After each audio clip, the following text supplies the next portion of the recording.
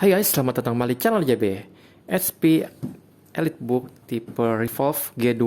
Yang ini 810, dia 11,6 inch. Apa saja perbedaannya dibandingkan EliteBook yang lainnya? Karena EliteBook itu tipe tertinggi dari HP dan panjang sekali namanya, dari Revolve G2 810. Dan kita cek dulu untuk bodinya ini. Jadi apa perbedaannya dibandingkan HP yang lain? Apa keunikannya? Jadi salah satu keunikannya itu bagian layar ini bisa menjadi tablet ataupun menjadi laptop seperti biasa.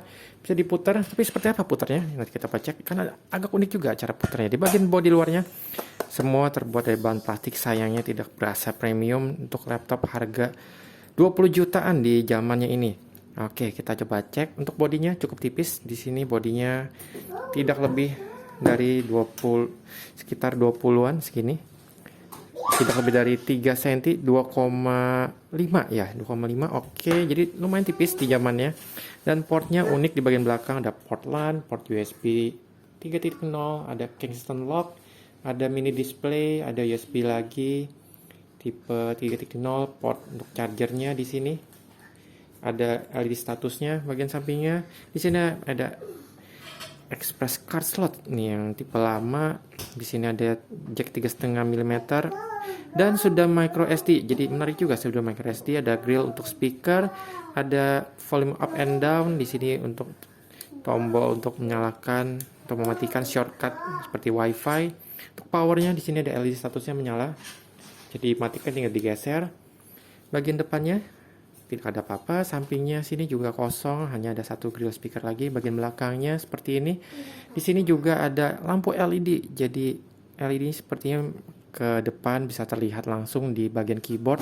Ini menandakan dia sedang menyala prosesornya. Ada logo HP-nya. Ini bagian belakangnya untuk bagian maintenance. Jadi sangat mudah sekali, tinggal kita geser ke kiri untuk buka baterai dan kita buka skrup-skrupnya untuk masuk ke bagian maintenance-nya.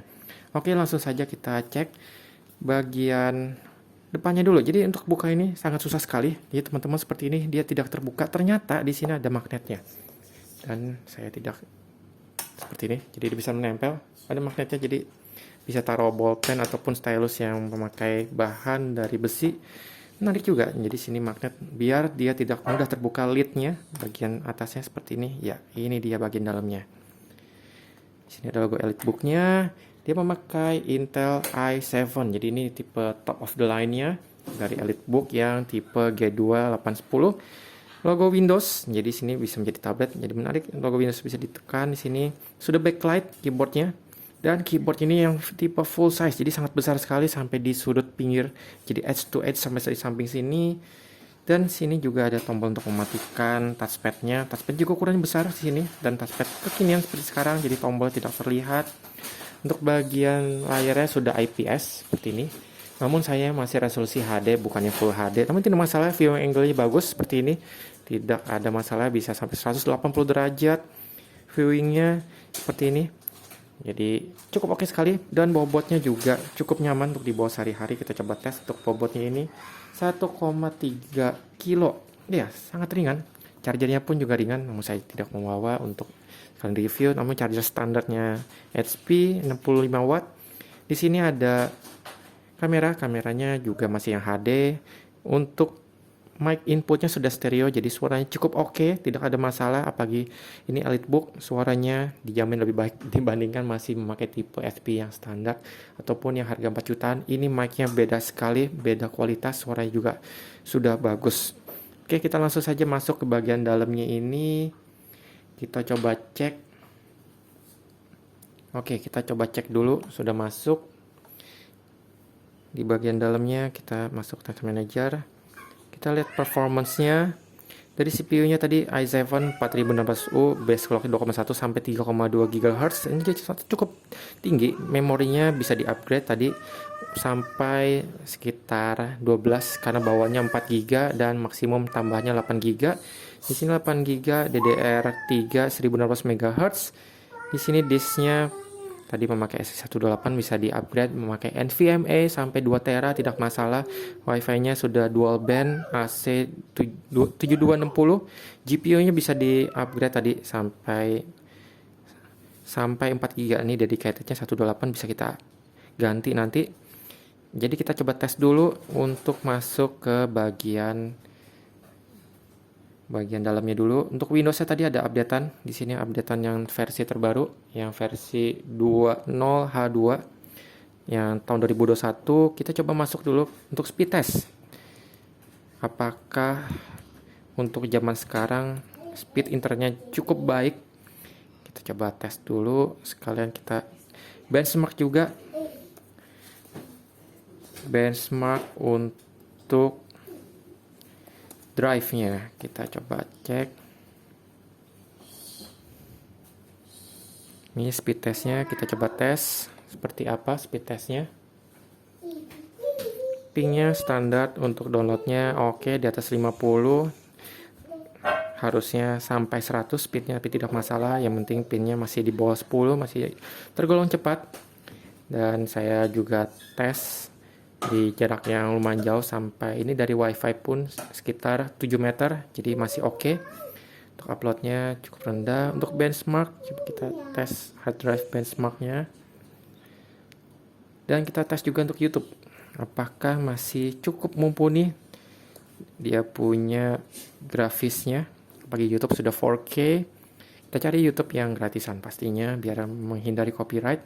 Cari no copyright, copyright music, dan yang 4K. Oke, kita cari yang 4K seperti ini. Kita tes untuk menyalakan. Ya, langsung. Di sini kita besarkan dan kita cek untuk masuk quality-nya apakah bisa 4K. Ya, bisa 4K. Di sini bisa terlihat, teman-teman. 4K 2160p. Dan ini dia keunggulannya tadi yang belum dilihatkan. Sorry, masih loading.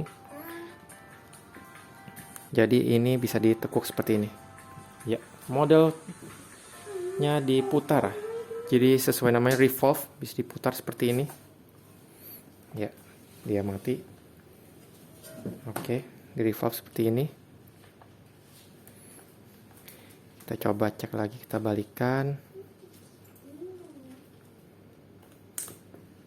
Ya, dia masuk ke mode sleep sepertinya. Di sini kita nyalakan kembali. Jadi menyalakannya juga menarik. Tadi di sini tinggal digeser, bukan ditekan atau di mode klik. Jadi digeser, dia akan balik lagi. Seperti ini lagi kembali tadi. Sorry, jadi tadi ternyata masih mode sleep kalau untuk diputar. Namun untuk video tadi, video 4K dapat berjalan dengan baik. Untuk suaranya standar sekali, tidak ada bass, hanya ada suara treble. Jadi teman-teman yang membutuhkan suara yang bagus harus memakai external speaker. Oke, untuk pengetesan seperti ini.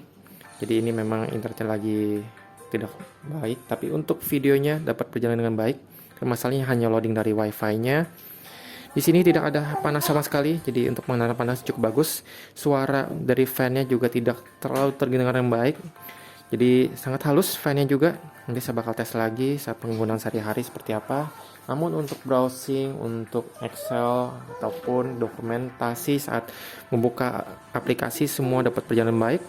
Dan satu lagi yang kita pastinya bakal tes, yaitu untuk kamera. Kamera ini berguna sekali di zaman work from home. Kita memakai untuk Zoom misalnya, ini aplikasi yang kita pakai.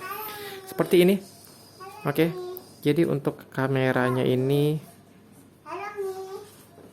ya, kamera cukup bagus, tidak ada masalah.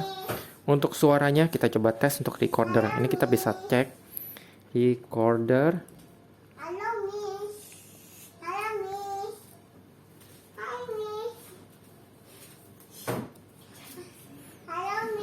Voice recorder, kita coba tes voice recorder. Yes. Kita tes 1 2 3, kita tes suaranya seperti apa. Oke, sekarang kita play. Ya, suaranya stereo karena mic inputnya ada 2 di sini dan sangat jelas. Padahal jarak saya dari kamera ke laptop ini 1 meter, jadi sangat jauh sekali. Oke, teman-teman. Demikian untuk impresi saya, laptop ini masih dapat berjalan dengan baik, berfungsi dengan baik di tahun 2021. Tidak ada masalah untuk melalui laptop ini. Penggunaan sehari-hari, apalagi masih bisa di-upgrade untuk memori. Dari memori internal ataupun RAM-nya bisa di-upgrade. Untuk kelemahannya, mungkin kelemahannya ini dari layarnya. Mungkin kalau teman-teman tidak suka layar yang besar. Namun ini kelebihan untuk teman-teman suka layar kecil karena bezelnya pun juga cukup tipis. Tidak ada masalah untuk bezelnya juga. Untuk baterainya, ya baterainya untuk tadi penggunaan saya sebelumnya juga sudah tes, baterainya sekitar 3 jaman. Jadi cukup oke untuk zaman sekarang. Untuk layarnya juga bagus, keyboardnya penggunaan juga baik. Hanya untuk portnya saja. Jadi mungkin kalau teman-teman semua pakai HDMI, port ini yang sangat harus ditambahkan adapternya. Namun untuk konektivitasnya Wi-Fi, LTE, dia bisa NFC, dia bisa pakai Bluetooth dan bisa share screen dari sini, dari laptop, apapun dari handphone ke laptop, dari laptop ke TV, bisa dipakai dengan baik, tidak ada masalah. Oke teman-teman, jika ada pertanyaan bisa tulis kolom komentar. Jika ada tambahan, silahkan tulis kolom deskripsi. Terima kasih telah menonton. Selalu bantu channel, tombol like, klik tombol subscribe, klik tombol lonceng untuk notifikasi, dan follow IG Facebook kami di Datang Jual Beli.